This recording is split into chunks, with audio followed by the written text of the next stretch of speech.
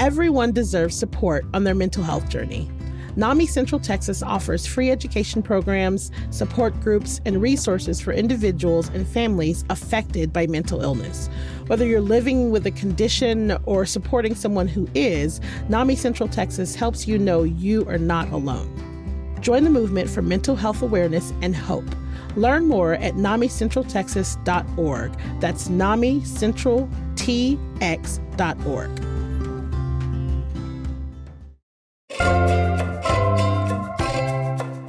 Kendra Scott is a name you probably already know here in town. Her Austin-based jewelry business went from a scrappy startup to a massive billion-dollar company. But what's less talked about is how deeply her brand is tied to giving back. Today on CityCast Austin, we're talking with a writer who spent time with Scott. We're going to chat about her influence in Austin and why philanthropy isn't just a side project.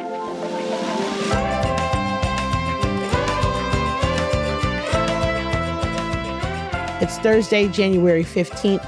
I'm Nikki Devon, and this is what Austin's talking about.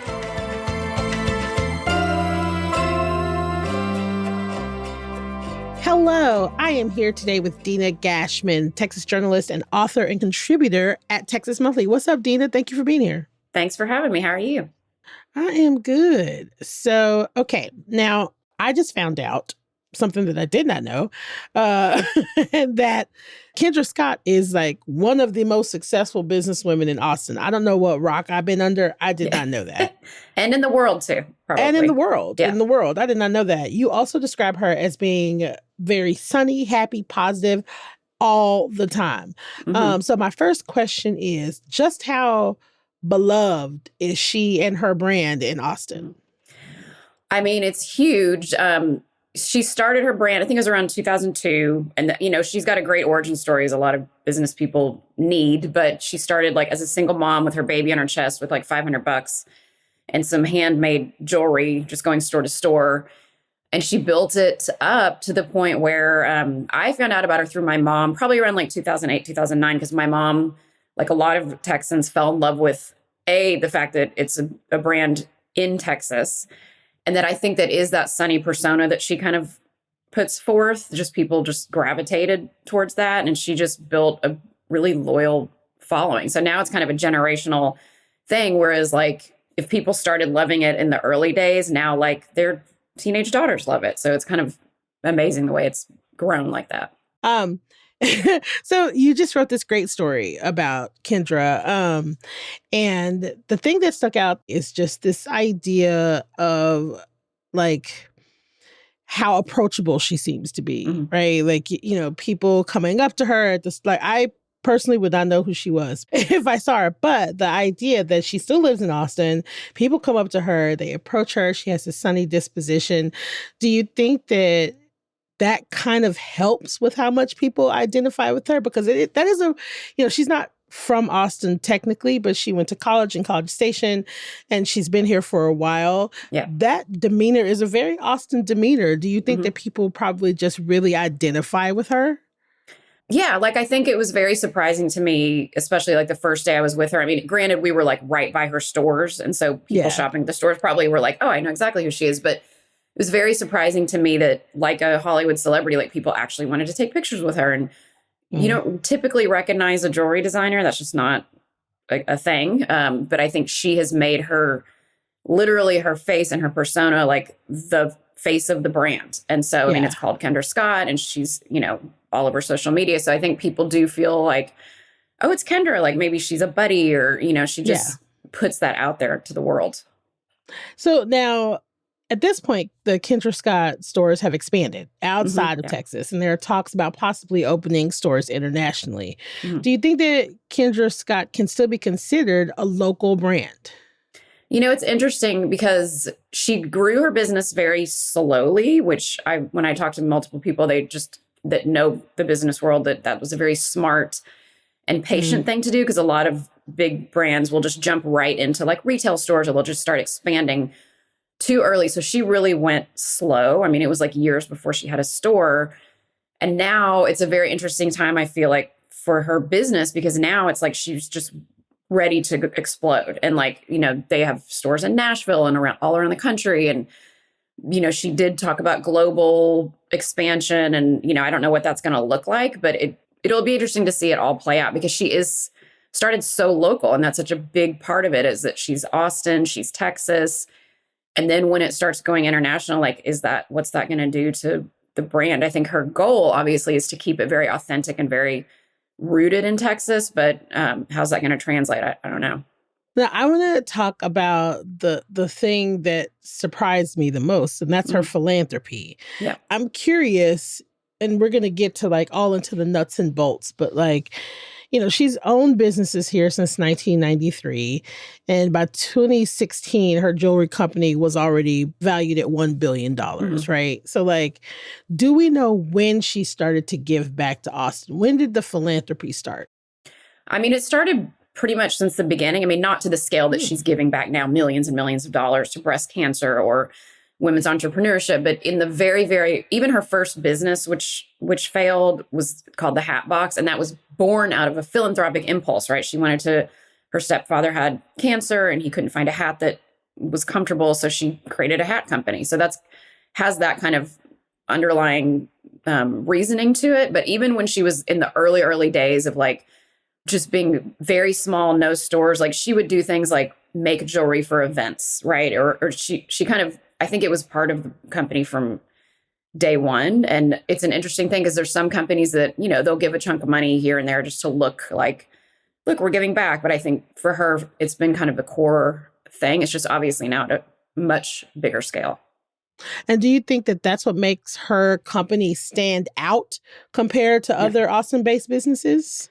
I think it's one of the things. It was funny in the story I write about this, but the first day I was with her, we were in one of her stores, and this woman was in the store to drop off some roses and a note for Kendra, not having no clue that she was going to be in the store. It was like this woman's lucky day.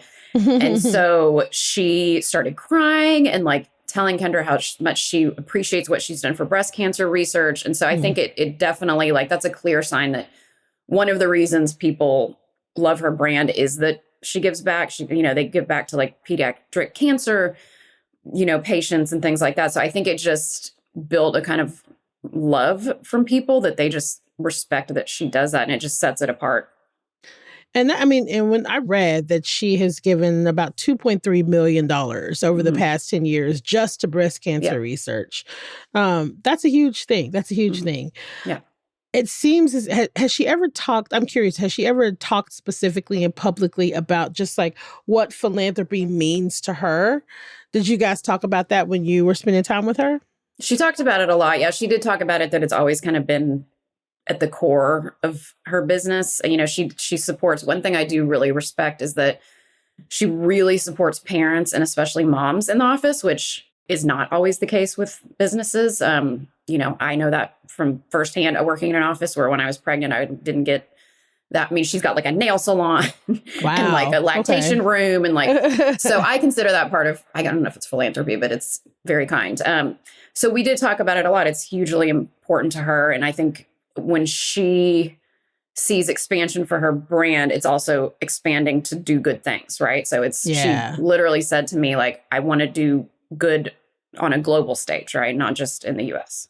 Yeah, sounds like she's just very people-centered, right? So even if, the ways that she takes care of her employees might technically be philanthropy, but it is people-centered, right? Oh, which is always awesome.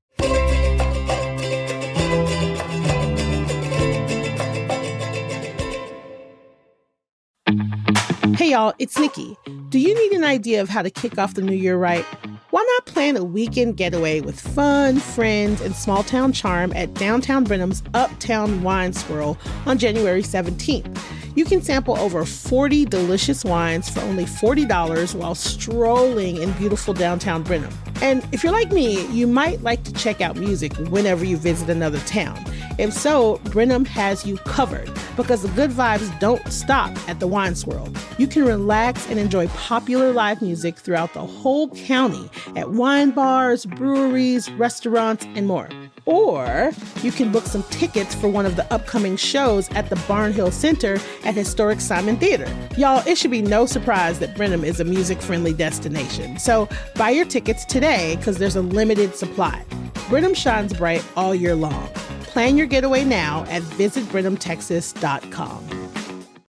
So in 2024, Scott's Yellow Rose collection was accused of appropriating Native American culture. And you asked her about this in the article, and she gave, and you actually talked about this.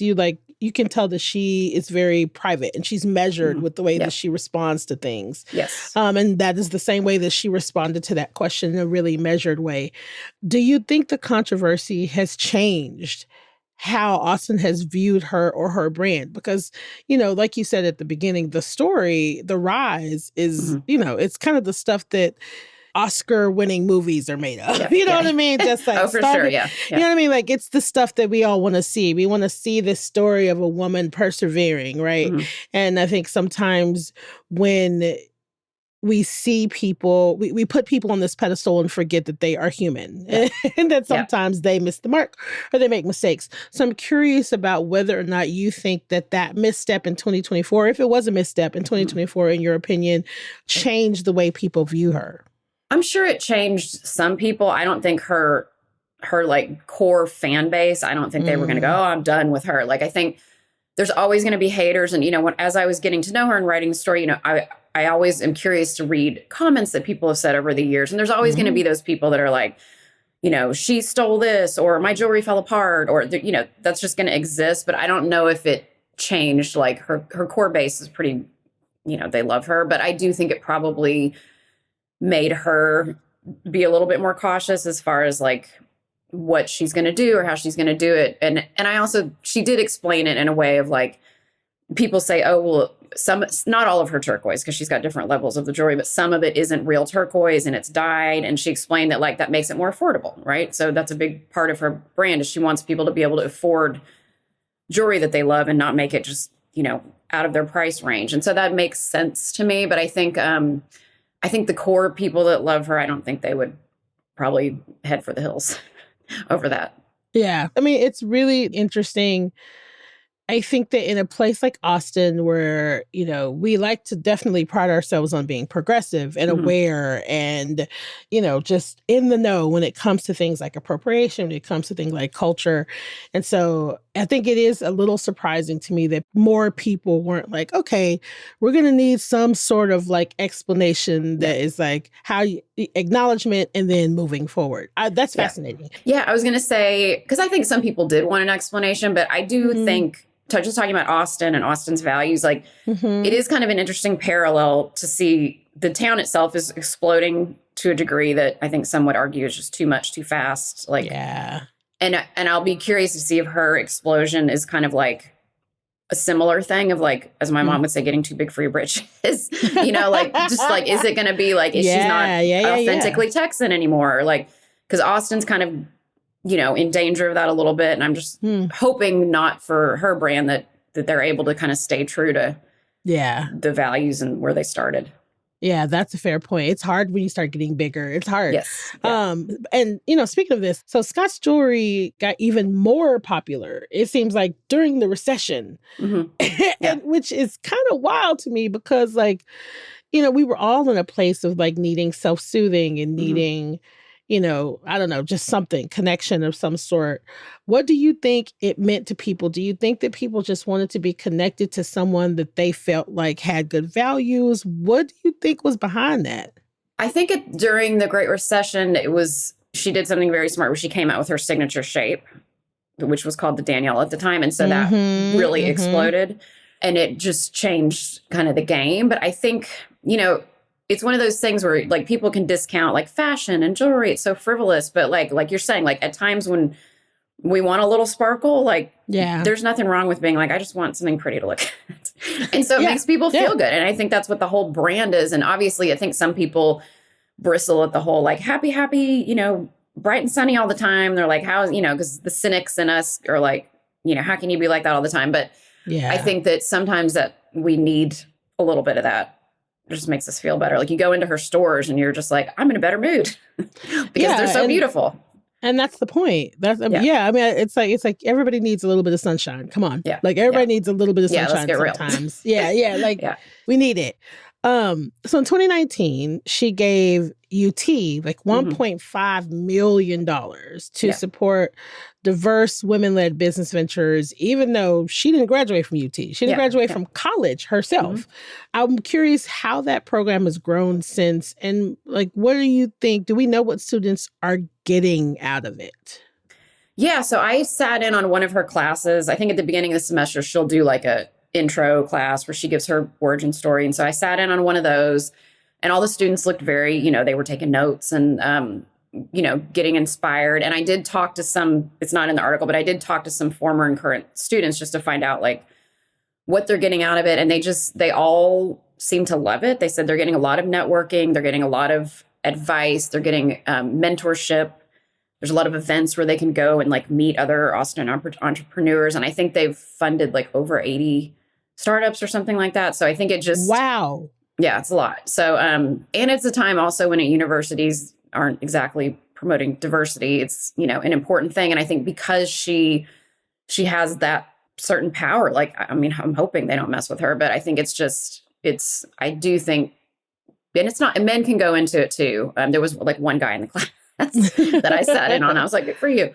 But I think it's just, Austin now, it's known as like a hotbed of like creativity and entrepreneurship and tech and all the things. And I think when she started, it wasn't so much, not that she did it single-handedly. There were a lot of other people, but now with something like that, or people just saying that she didn't have to leave to create a business, like she could do it right here and not have to go to LA or New York. And then with KS Welly, which is the UT thing that she started, I think it just shows people they can be here. They don't have to leave. Yeah. And that's kind of huge, right? Like that's huge to know that if Austin is a place that you call home, like a lot of us, you don't have to leave to be a billionaire. You don't have to leave to start your business. That's a really special like empowerment to give someone, I think, when they're young too. Yeah, I think so. And it's good for the state too, because I think it used to be that you felt compelled to go to LA or the Bay Area or New York, right? You had to get out of here. It's not going to happen here. And I think that's not true at all now. I love that. So what exactly, just like at its core, like what exactly has the Kendra Scott Foundation done for Austin? Like how has it reshaped things and what does it prioritize from your view? I mean, I think it prioritizes showing that you can be successful and have this big business, but that giving back is incredibly important. And I think other entrepreneurs here and elsewhere probably have seen that and have sort of followed suit and not put that on the back burner as something to think about later, right? It's like part of the business. And so I think she's setting trends now. I like that. Yeah. Yeah. Like making people realize like, okay, this can be a very core thing in your business. It's not a little side bit. And so I think other people have kind of jumped on that bandwagon, which is a good bandwagon. Do we have any idea how much in total she's given away over the years to Austin? Or is there really no way? It's probably in my notes somewhere. I was like, or there might not be a way to quantify it. Yeah, I mean, there's so many different ways that, I mean, she's given to the school and she's given to research and, even just activations she's done and to hospitals. And so I don't know how you would quantify it. It's really, it's up there. So when you spent your time with her, what would you say was like your overall view of, because it's like you brought this up earlier and now it's kind of sticking in my mind. It's like with this kind of growth and seems as if she's on the precipice of really just like going global and like getting bigger and bigger and bigger. What do you think it is about Austin that keeps her here or could keep her here? What is it that makes us so special? Well, I mean, as a Texan, I mean, listen, I think Texas is amazing. I'm biased too. I'm a native Austinite, so I'm super biased. So I'm always really curious about people who come here and then build their wealth in this like long and slow, like she did. This isn't like she's not a tech bro that popped in and got rich. Like this, we're talking about decades of her investing in this city. Yeah, and I think she does understand like the community. I think she understands wherever Austin is headed, like she was there earlier on. And so really understands kind of one thing I love about being here, because I was born and raised in Texas. I moved away, went to Los Angeles for a long time. And then one of the reasons I love being back is it really is very supportive, whereas other places I think tend to be much more competitive and cutthroat. And not to say that doesn't exist here, but not like to that degree. So to me, that's one of the reasons you would stay, is like it's so supportive, and there's not that kind of ugliness that you can get in other places. And I would imagine for her, she's going to like fly to LA to do Shark Tank, and then she can come home and go to her ranch and ride her horses. Like, what's not to love about that? So I think it's just the kind of the easiness of it is probably appealing. And just the fact that you can have, not everybody can have a ranch, but you can have a life where it's like you can chill out and then also be high powered and balance it. I love that. Dina, thank you so much for coming on and talking with me about your article. I really loved it. I actually like read through it and then I had to read it again. Oh, good. Because I felt like there were some things that I was like missing. So thank you so much for coming on and talking with me about it. I really appreciate it. This is awesome. Thank you. Thanks for having me.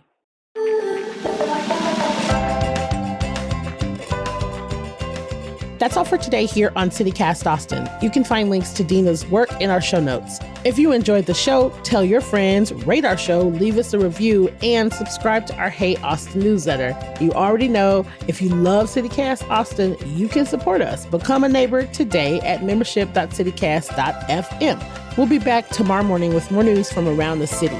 Bye, y'all.